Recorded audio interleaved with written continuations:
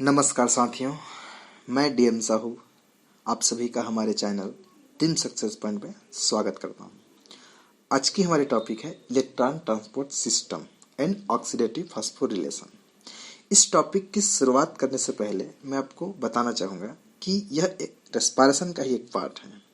तो जब हम रेस्पिरेशन पढ़ते हैं तो सबसे पहले glycolysis, Krebs cycle, oxidation of पार्विक acid पढ़ते हैं। उसके बाद आता है इलेक्ट्रॉन ट्रांसपोर्ट सिस्टम और ऑक्सीडेटिव फास्फोरिलेशन।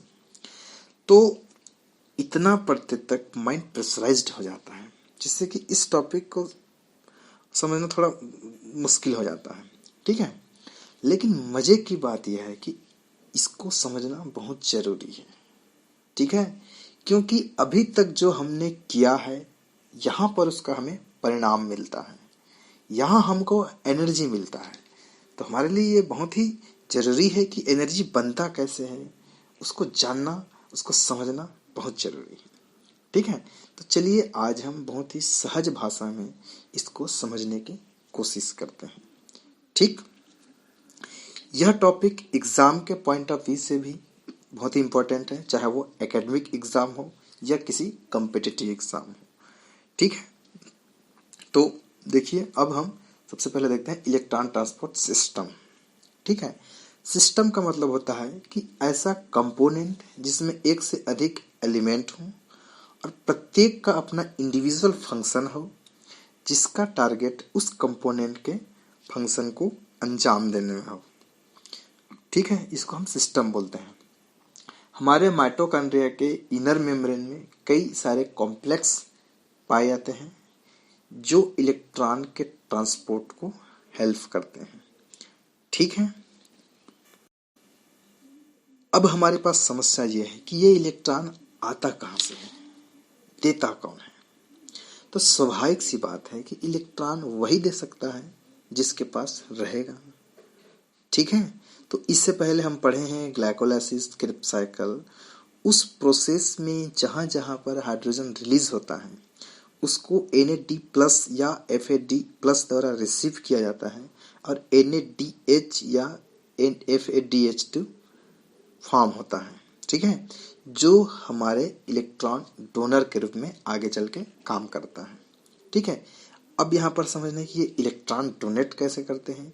तो यह जो कंपाउंड है, ठीक है, NADH या FADH2 टूटते हैं प्रोटॉन, इलेक्ट्रॉन और NAD+ या FADH2 में। ठीक है, यही इलेक्ट्रॉन है जो आगे इलेक्ट्रॉन ट्रांसपोर्ट में जाता है। ठीक है, यहाँ पर एक बात क्लियर कर दूं कि इलेक्ट्रॉन ट्रांसपोर्ट सिस्टम में प्रोटॉन कभी भी ट्रांसपोर्ट नहीं होता है, केवल इलेक्ट्रॉन का ट्रांसपोर्ट होता है। प्रोटॉन का पंपिंग होता है matrix to inner membrane space की ओर और इनर मेम्ब्रेन स्पेस से मैट्रिक्स की ओर। ठीक है, अब देखिए यहाँ पर फाइनली इस इलेक्ट्रॉन को ऑक्सीजन के द्वारा रिसीव किया जाता है। ठीक है, और यह ऑक्सीजन प्रोटॉन से रिएक्ट करता है और H2O बनाता है, जिस दौरान ADP, ठीक है, और इसी दौरान ATP भी जनरेट होता है। ठीक, चूंकि यहाँ पर ATP बनाने के लिए ऑक्सीजन की जरूरत पड़ रही है, इसलिए इसको हम ऑक्सीडेटिव फास्फोरिलेशन कहते हैं। चलिए हम अब देखते हैं कि पूरे प्रोसेस में किस किस पॉइंट से NADH निकलते हैं। ठीक है, तो अगर रेस्पिरेटरी सब्सटेंस के रूप में हम ग्लूकोज को लें तब देखते हैं। ठीक है, तो यह ग्लाइकोलाइसिस के द्वारा 2 पार्विक एसिड बनाता है, जिस दौरान 2 NADH मिलता है। ठीक है, अब यह पार्विक एसिड अगर ऑक्सीडेशन होता है तो एक एसिटिल कोएंजाइम बनाता है, एक पार्विक एसिड से एक एसिटिल कोएंजाइम। ठीक है, तो इस दौरान एक NADH हमें प्राप्त होता है, क्योंकि अगर 2 पार्विक एसिड जाए ऑक्सीडेशन में तो यहाँ पर भी 2 NADH। क्लियर। अब यह जो एसिटिल कोएंजाइम बना है वह क्रेब्स साइकिल में जाता है, तो 3 जगह पर NADH और एक जगह पर FADH2 बनता है। इसमें से ये एक पहला ये है दूसरा और ये है तीसरा, ठीक है। और यहाँ पर FADH2 बनता है। हम बस पॉइंट को यहाँ पर देख रहे हैं, ठीक है। तो इस तरीके से आपको अलग अलग जगह पर क्या बनता है, NADH और FADH2, ठीक। अगर सबको काउंट करेंगे तो टोटल नंबर ऑफ NADH और FADH2 कितना होगा, 10 NADH और 2 FADH2 बनेगा। यह कब की कंडीशन में है, जब दोनों पायरुविक एसिड केप साइकिल में इन्वॉल्व हो रहे हैं तब, ठीक है। अब देखते हैं माइटोकॉन्ड्रिया की स्ट्रक्चर। तो यह है माइटोकॉन्ड्रिया की स्ट्रक्चर, ये आउटर मेम्ब्रेन और ये इनर मेम्ब्रेन। दोनों के बीच में जो स्पेस है वो कहलाता है इनर माइटोकॉन्ड्रियल स्पेस, और इनर माइटोकॉन्ड्रियल के अंदर जो स्पेस है वह कहलाता है मैट्रिक्स। स्ट्रक्चर में हमको बेसिक इतना ही समझना है, ठीक है। क्लियर यहाँ तक। चलिए एक एग्जाम्पल से इसको समझने की कोशिश करते हैं पहले, उसके बाद मैकेनिज्म आसान होगा समझने में, ठीक है। जैसे कि यह एक स्टार है, अगर आप ऊपर जाना चाहते हैं तो आपको इस स्टार के प्रत्येक स्टेप से गुजरना होगा, ठीक। ऐसे ही हमारे माइटोकॉन्ड्रिया के मैट्रिक्स में कई अलग अलग इलेक्ट्रॉन कैरियर अरेंज रहते हैं इंक्रीजिंग रेडॉक्स पोटेंशियल के सीक्वेंस में, ठीक है। तो मान लीजिए कि आप स्टार पे जा रहे हैं, तो जब आप फर्स्ट स्टेप में रहेंगे तो आप चाहेंगे कि जल्दी से सेकेंड स्टेप में चले जाएं ताकि आप अपने टारगेट पे जल्दी पहुंच सकें, ठीक है। वैसे ही इलेक्ट्रॉन का जब फ्लो होता है इलेक्ट्रॉन ट्रांसपोर्ट चेन में, तब प्रत्येक अगला कंपाउंड पिछले कंपाउंड के तुलना में इलेक्ट्रॉन को अपनी और इलेक्ट्रॉन को रिसीव करने की ज़्यादा क्षमता रखता है, जिससे कि इलेक्ट्रॉन आसानी से इसमें फ्लो होते हैं, ठीक है। तो इस तरीके से इलेक्ट्रॉन का फ्लो होता है और फाइनली वह लास्ट में ऑक्सीजन के द्वारा रिसीव किया जाता है और H2O बनाता है, ठीक है। इस प्रोसेस में कुछ टर्मिनोलॉजी है जिसका इम्पोर्टेंट है, उसको पहले हम समझने की कोशिश करते हैं। जैसे कि रेडॉक्स रिएक्शन, ठीक है, मतलब जिसमें रिडक्शन और ऑक्सीडेशन साथ साथ हो, उस रिएक्शन को बोलते हैं रेडॉक्स रिएक्शन, ठीक है। अब देखते हैं रिडक्शन क्या है। तो केमिस्ट्री में रिडक्शन को अलग अलग तरीके से डिफाइन किया गया है, तो उसमें हम उस डेफिनेशन को देखेंगे जो हमारे यहाँ पर जरूरी है, ठीक है। जैसे कि रिडक्शन किस किस को बोल सकते हैं, एक है एडिशन ऑफ हाइड्रोजन या एडिशन ऑफ इलेक्ट्रॉन या डिक्रीजिंग ऑफ ऑक्सीडेशन स्टेट, ठीक है। दूसरी बात है ऑक्सीडेशन, हम किस किस को बोलेंगे, removal of hydrogen, removal of electron या इंक्रीजिंग ऑफ ऑक्सीडेशन स्टेट, ठीक है। उसके बाद एक और टर्म्स है रिड्यूस्ड आफ्टर रिडक्शन प्रोसेस, ठीक है। जो कंपाउंड बनेगा वो कहलाएगा रिड्यूस्ड कंपाउंड, और है ऑक्सीडाइज्ड आफ्टर ऑक्सीडेशन, जो कंपाउंड बनेगा वो कहलाएगा ऑक्सीडाइज्ड कंपाउंड, ठीक है। तो अब चलिए हम सिस्टम के बारे में समझते हैं कि माइटोकॉन्ड्रिया की इनर मेम्ब्रेन में किस प्रकार के कॉम्प्लेक्स पाए जाते हैं। यह है माइटोकॉन्ड्रिया, जिससे पहले हम स्ट्रक्चर देख चुके हैं। तो इस पॉइंट को अगर हम जूम करके देखें तो इस तरीके का स्ट्रक्चर दिखाई देगा, जिसमें अलग अलग कॉम्प्लेक्स अरेंज रहते हैं, ठीक है। अब हमको समझना है ये कॉम्प्लेक्स किस किस चीज़ों से बना है, इसकी कंपोनेंट्स क्या है। तो इस सारे कॉम्प्लेक्स का हम कंपैरेटिव स्टडी करेंगे डिफरेंट पॉइंट पे, जैसे कि सब unit, prosthetic group and proton pumping, ठीक है। सबसे पहले देखते हैं कॉम्प्लेक्स फर्स्ट, जो 46 सब यूनिट का बना होता है, जिसकी प्रोस्थेटिक ग्रुप FMN और FES क्लस्टर होता है, ठीक है, फ्लेविन मोनोन्यूक्लियोटाइड। अब देखिए, जब कॉम्प्लेक्स फर्स्ट के दौरान एक इलेक्ट्रॉन का पेयर ट्रांसपोर्ट होता है, तब 4 प्रोटॉन मैट्रिक्स से स्पेस की ओर पंप होते हैं, ठीक है। दूसरा है कॉम्प्लेक्स सेकेंड जो 4 सब यूनिट का बना है, जिसकी प्रोस्थेटिक ग्रुप FAD और FES क्लस्टर है, फेरस सल्फर क्लस्टर। यह प्रोटॉन पंप नहीं करता है। कॉम्प्लेक्स थर्ड है जो 11 सब यूनिट का बना है, जिसकी प्रोस्थेटिक ग्रुप हीम B और हीम C1 है, इसके साथ साथ फेरस सल्फर क्लस्टर भी। ठीक, इसमें जब एक पेयर इलेक्ट्रॉन ट्रांसपोर्ट होता है तब 4 प्रोटॉन मैट्रिक्स से स्पेस की ओर पंप होते हैं। ठीक है। अब है कॉम्प्लेक्स फोर्थ जो 13 सब यूनिट का बना होता है, जिसकी prosthetic group haem A, A3 और कॉपर A+, कॉपर B+ है। ठीक है।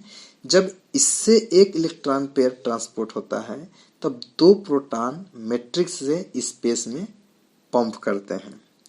अब अगला है कॉम्प्लेक्स फिफ्थ, जिसकी सब यूनिट है F0, F1। ठीक है। यह एक मल्टी सब यूनिट कॉम्प्लेक्स है। यहाँ पर जब एक ATP बनता है तब 4 प्रोटॉन स्पेस से मैट्रिक्स में पंप होते हैं। ठीक है। यहाँ पर ध्यान देने वाली बात यह है कि कॉम्प्लेक्स फिफ्थ ही है जिसके द्वारा स्पेस से मैट्रिक्स में प्रोटॉन पंपिंग होता है। बाकी कॉम्प्लेक्स के द्वारा मैट्रिक्स टू स्पेस में प्रोटॉन पंपिंग होता है। ठीक है। अब चलिए हम देखते हैं सारे कॉम्प्लेक्स का मेम्ब्रेन में किस तरीके से अरेंजमेंट होता है। ठीक, ये देखिए मेम्ब्रेन है। ठीक है। ये आपका मैट्रिक्स साइड और ये space side, peri membrane space. ठीक, इसमें ये है complex first, second, third, fourth and fifth. ये सारे कॉम्प्लेक्स क्या हैं? ट्रांस मेम्ब्रेन है, मतलब मेम्ब्रेन के पूरे लेंथ में ये पाए जाते हैं।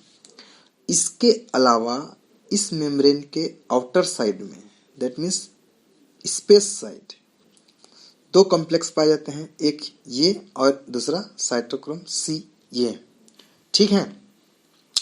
इसके अलावा बीच में कोएंजाइम Q है। इसमें जो कोएंजाइम Q और साइटोक्रोम C हैं वे दोनों मोबाइल कैरियर हैं। ठीक है। क्लियर। अब देखिए यह जो कॉम्प्लेक्स है, जो ग्लाइकोलाइसिस के द्वारा NADH बनता है वहां से इलेक्ट्रॉन को रिसीव करता है। यह कैल्शियम डिपेंडेंट कॉम्प्लेक्स है। ठीक है।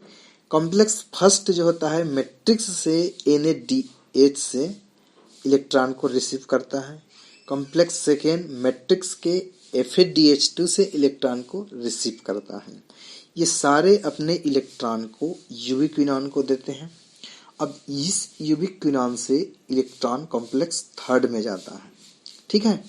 कॉम्प्लेक्स थर्ड से एक एक इलेक्ट्रॉन साइटोक्रोम C में जाता है और साइटोक्रोम C से इलेक्ट्रॉन कॉम्प्लेक्स फोर्थ में जाता है। ठीक, कॉम्प्लेक्स फोर्थ से इलेक्ट्रॉन ऑक्सीजन द्वारा रिसीव किया जाता है जो प्रोटॉन से रिएक्ट करके H2O बनाता है।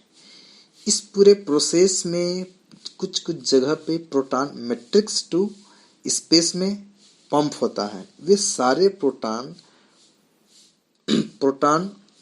क्या करते हैं, इस कॉम्प्लेक्स फिफ्थ के द्वारा वापस मैट्रिक्स में आते हैं जहां पर ADP और इनऑर्गेनिक फास्फेट रिएक्ट करते हैं और ATP बनता है।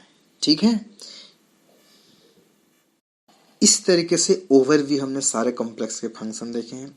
अब हमको डिटेल मैकेनिज्म समझना है कि इलेक्ट्रॉन किस तरीके से एक एक करके अलग अलग इलेक्ट्रॉन कैरियर के थ्रू ट्रांसफर होता है। ठीक है। चलिए यह देखते हैं उसका मैकेनिज्म। ठीक है। ये जो मैकेनिज्म है वह NADH के इलेक्ट्रॉन के लिए है। ठीक, अगर इलेक्ट्रॉन NADH से रिसीव किया जाता है तो किस तरीके से होता है। यहाँ पर देखिए ये कॉम्प्लेक्स फर्स्ट, कॉम्प्लेक्स थर्ड और कॉम्प्लेक्स फोर्थ। ठीक, कॉम्प्लेक्स सेकेंड इन्वॉल्व नहीं होगा क्योंकि वह इलेक्ट्रॉन कहाँ से लेता है, FADH2 से। ठीक है। अब देखते हैं, सबसे पहले माइटोकॉन्ड्रिया के मैट्रिक्स में NADH टूटता है प्रोटॉन और इलेक्ट्रॉन में। इस इलेक्ट्रॉन को कॉम्प्लेक्स फर्स्ट के FMN के द्वारा रिसीव किया जाता है। ठीक है। इसके द्वारा रिसीव करने से यह कन्वर्ट हो जाता है FMN रिड्यूस्ड फॉर्म में। ठीक, उसके बाद यह इलेक्ट्रॉन को देता है, ठीक है, फेरस सल्फर क्लस्टर को, ठीक है, जिससे कि फेरस सल्फर क्लस्टर 3+ जो है वो 2+ में कन्वर्ट हो जाता है। जब यह इलेक्ट्रॉन खोता है तो वापस यह FMN ऑक्सीडाइज्ड फॉर्म में कन्वर्ट होता है। ठीक, यह FeS2+ इलेक्ट्रॉन को खो देता है, अब देता है अगले कंपाउंड को। ठीक है, यहाँ से इलेक्ट्रॉन अब आ जाता है, मतलब कॉम्प्लेक्स फर्स्ट से बाहर निकलता है और यह Fe2+ Fe3+ में फिर कन्वर्ट हो जाता है। अब देखिए इस पूरे कॉम्प्लेक्स फर्स्ट में जब इलेक्ट्रॉन ट्रांसपोर्ट होता है तो 4 प्रोटॉन मैट्रिक्स से स्पेस में पंप होते हैं। ठीक, अब इस इलेक्ट्रॉन को यूबिक्विनॉन द्वारा रिसीव किया जाता है और यह यूबिक्विनॉन प्रोटॉन मैट्रिक्स से लेता है और यूबिक्विनॉन फुल्ली रिड्यूस्ड फॉर्म में कन्वर्ट हो जाता है। ठीक है, अब यहाँ से जो हाइड्रोजन है वह कॉम्प्लेक्स थर्ड के थ्रू स्पेस साइड में चला जाता है और यह इलेक्ट्रॉन कॉम्प्लेक्स थर्ड में चला जाता है, जिसको FeS कॉम्प्लेक्स के द्वारा रिसीव किया जाता है। यह 3+ जब इलेक्ट्रॉन लेता है तो 2+ में कन्वर्ट हो जाता है। इससे पहले हम देखे थे कि जहाँ इलेक्ट्रॉन जाए वो रिडक्शन है या जहाँ मतलब वो ऑक्सीडेशन स्टेट कम हो वो भी रिडक्शन है। ठीक है, तो यहाँ इलेक्ट्रॉन जा रहा है जिससे कि ऑक्सीडेशन स्टेट देखो 3+ से 2+ में कन्वर्ट हो जा रहा है। अब यह फेरस सल्फर क्लस्टर इलेक्ट्रॉन को साइटोक्रोम B को दे देता है, जिससे यह वापस Fe3+ में कन्वर्ट हो जाता है। साइटोक्रोम B इलेक्ट्रॉन को साइटोक्रोम C1 को दे देता है। ठीक है, अब यह इलेक्ट्रॉन कॉम्प्लेक्स थर्ड से बाहर निकलता है। यहाँ तक देखिए 2 इलेक्ट्रॉन ट्रांसफर हो रहे हैं, क्योंकि यहाँ से जो साइटोक्रोम C है वह एक समय में एक इलेक्ट्रॉन को ट्रांसफर कर सकता है, इसलिए आगे इलेक्ट्रॉन ट्रांसपोर्ट एक समय में एक इलेक्ट्रॉन जाएगा। ठीक है, अब देखिए जब इलेक्ट्रॉन यहाँ से ट्रांसफर होता है कॉम्प्लेक्स थर्ड से, तब टोटल 4 प्रोटॉन पंप होते हैं मैट्रिक्स टू स्पेस की तरफ। 2 इधर से हुआ और 2 डायरेक्ट जाता है। ठीक है, अब देखिए साइटोक्रोम C इलेक्ट्रॉन को कॉम्प्लेक्स फोर्थ में ट्रांसफर करता है, जिसको कॉपर A के द्वारा रिसीव किया जाता है। अब यह इलेक्ट्रॉन कॉपर A से कॉपर B में साइटोक्रोम A में जाता है, साइटोक्रोम A से कॉपर B, वहाँ से फिर साइटोक्रोम A3 में जाता है। अब यहाँ से इलेक्ट्रॉन को ऑक्सीजन के द्वारा रिसीव किया जाता है, जो प्रोटॉन से रिएक्ट करता है और वाटर बनाता है। ठीक है, इस तरीके से हुआ इस पूरे प्रोसेस में। अब देखिए यहाँ पर कॉम्प्लेक्स फोर्थ के द्वारा भी 2 प्रोटॉन मैट्रिक्स से स्पेस की तरफ मूव करते हैं। ठीक है, यहाँ तक समझ में आया। अब इस पूरे प्रोसेस में 4 प्रोटॉन कॉम्प्लेक्स फर्स्ट के द्वारा, 4 प्रोटॉन कॉम्प्लेक्स थर्ड के द्वारा और 2 प्रोटॉन कॉम्प्लेक्स 4 के द्वारा मैट्रिक्स से स्पेस में ट्रांसफर होते हैं। तो टोटल प्रोटॉन 10 हैं जो मैट्रिक्स से स्पेस में ट्रांसफर होते हैं। इस पूरे प्रोसेस में कुछ पॉइंट्स को इनहिबिट किया जाता है डिफरेंट टाइप के इनहिबिटर के द्वारा। जैसे कि जब इलेक्ट्रॉन कॉम्प्लेक्स फर्स्ट से यूबिक्विनॉन में जाता है तब रोटेनॉन द्वारा उसको इनहिबिट किया जाता है, और जब इलेक्ट्रॉन कॉम्प्लेक्स थर्ड से साइटोक्रोम C में जाता है तब उसको एंटीमाइसिन A के द्वारा इनहिबिट किया जाता है, और जब इलेक्ट्रॉन साइटोक्रोम A3 से ऑक्सीजन में जाता है तब उसको साइनाइड या फिर कार्बन मोनोऑक्साइड द्वारा इनहिबिट किया जाता है। ठीक है, अब देखते हैं जब इलेक्ट्रॉन को रिसीव किया जाता है FADH2 से। ठीक है, तो माइटोकॉन्ड्रिया के मैट्रिक्स में FADH2 जुड़ता है ये प्रोटॉन और इलेक्ट्रॉन में। इस इलेक्ट्रॉन को कॉम्प्लेक्स सेकेंड के द्वारा रिसीव किया जाता है। तो कॉम्प्लेक्स सेकेंड की जो कंपोनेंट था वो क्या था, FAD और FES। तो सबसे पहले FAD द्वारा इस इलेक्ट्रॉन को रिसीव किया जाता है, जिससे कि वह FAD रिड्यूस्ड फॉर्म में कन्वर्ट हो जाता है। अब यह FAD रिड्यूस्ड फॉर्म इलेक्ट्रॉन को ट्रांसफर करता है, जिससे कि वह रीऑक्सीडाइज हो जाता है FAD में, और इलेक्ट्रॉन FES क्लस्टर द्वारा रिसीव किया जाता है, जो 3+ से 2+ में कन्वर्ट हो जाता है। ठीक है, अब यह इलेक्ट्रॉन यूवी क्विनॉन द्वारा रिसीव किया जाता है। आगे की सारी प्रोसेस जिससे पहले जो पढ़े थे NADH उसके जैसा ही होता है। ठीक है, अब इसमें देखिए कॉम्प्लेक्स फर्स्ट वाला प्रोसेस स्किप हो जाता है, तो कॉम्प्लेक्स सेकेंड प्रोटॉन पंपिंग नहीं कर सकता। तो इससे पहले जो देखे थे उसमें कॉम्प्लेक्स थर्ड के द्वारा 4 प्रोटॉन पंप हो रहा था और कॉम्प्लेक्स फोर्थ के द्वारा 2 प्रोटॉन पंप हो रहा है। तो वे प्रोसेस सारी सेम होंगे, तो प्रोटॉन पंपिंग भी वैसा ही होगा। तो टोटल प्रोटॉन पंपिंग जो होता है FADH2 से इलेक्ट्रॉन ट्रांसपोर्ट होने से वह है 6। ठीक है, इस तरीके से अभी तक हम प्रोटॉन पंप और इलेक्ट्रॉन ट्रांसपोर्ट समझे हैं। ठीक, अब हमको ATP की सिंथेसिस किस तरीके से होता है ये देखना है। ठीक है, तो ATP जो सिंथेसिस होता है वह कॉम्प्लेक्स फिफ्थ के द्वारा होता है। यह है कॉम्प्लेक्स फिफ्थ की स्ट्रक्चर। ठीक, ये आपका मेम्ब्रेन, ये M साइड और ये P साइड। ठीक, इसमें 2 सब यूनिट पाए जाते हैं, एक F0 और एक F1। F0 जो होता है मेम्ब्रेन में एम्बेडेड रहता है और F1 जो रहता है मैट्रिक्स में फ्री रहता है। F0 में एक A, 2 B और 9 से 12 C सब यूनिट पाए जाते हैं। ठीक है, F1 में 3 अल्फा, 3 बीटा, एक गामा, डेल्टा और एक्सप्लान पाए जाते हैं। ठीक है, इस तरीके से इसका डिटेल स्ट्रक्चर है। तो इसमें जो बीटा सब यूनिट है वह ATP के सिंथेसिस करने के लिए रिस्पॉन्सिबल होता है। ठीक, इसमें जो C, गामा और एक्सप्लान है वो रोटेट कर सकते हैं और बाकी सब यूनिट स्टेटर फॉर्म में पाए जाते हैं। ठीक, देखिए अब जब P साइड से M साइड में प्रोटॉन पंप होता है तब यहाँ ATP जनरेट होता है। 4 प्रोटॉन पंप होता है तो एक ATP बनता है। ठीक है, क्लियर हुआ? तो देखिए ये इसका एक और स्ट्रक्चर है जिसमें अल्फा के 3 है तो बीटा के 3 है तो बीटा 1, बीटा 2 और बीटा 3। ठीक है, एक को ओपन साइड, O मतलब open side, L means loose side और T मीन्स टाइट साइड। ये O साइड से OTP बाहर निकलेगा, लूज साइड में ATP और इनऑर्गेनिक फास्फेट के बीच बाइंडिंग होगा और T साइड में कम्प्लीटली ATP का फॉर्मेशन हो जाएगा। ठीक है, इस तरीके से ATP का सिंथेसिस होता है। तो अब हमको देखना है कि एक NADH से इलेक्ट्रॉन जब ट्रांसपोर्ट होगा तो कितना ATP बनेगा।